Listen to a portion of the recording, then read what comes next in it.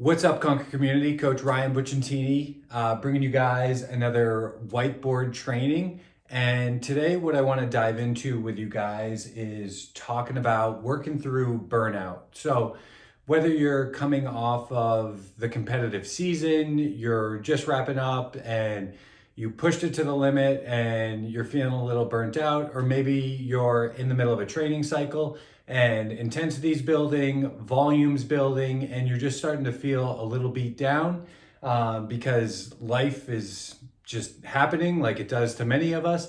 I want to give you guys a concept that I've used with a bunch of my athletes to continue progressing but not fall too deep into the deficit hole of burnout.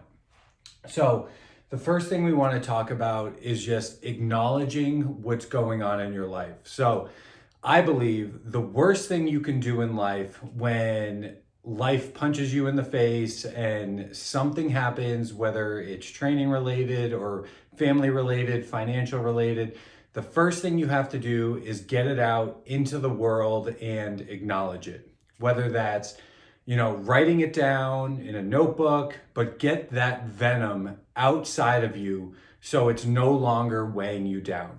You can just write, you don't have to reread it, you don't have to show it to anybody, but just taking it from inside and putting it out into the world is wildly beneficial. You're acknowledging that it's happened to you or happened for you, depending on how you look at it. But that is step one. And then step two is communicating it. So this really comes down to the coach-athlete relationship because you guys all are athletes. So the sooner that you communicate that there's some additional stress in your life to your coach, the quicker the coach can adapt. So stress is a balancing act. We need stress, especially in training. To improve, we have to continually expose ourselves to higher and higher levels of stress to adapt to that. But when something does happen in life, we want to make sure that we're backing off some of that intensity in training. And it doesn't have to be for a long time. The sooner you bring it up, the sooner the coach can back off a little bit so you can handle and take care of whatever you need to take care of in training, in life. And then once you're done with that and your stress bucket has kind of emptied out a little bit, we can ramp up the intensity, we can start building in volume again and get you guys back to where you're going. The problem is when your ego gets kind of unchecked and you start thinking you can do everything. You think you can manage the stressful situation outside of training while maintaining the current training regimen. That is the fast track to burnout. Okay, so step two is make sure you communicate early and often with your coach when these things do arise.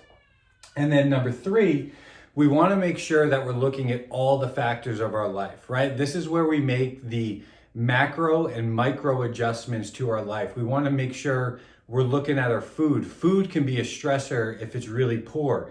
We're looking at areas of emotional stress, physical stress, relationship stress, whatever it is.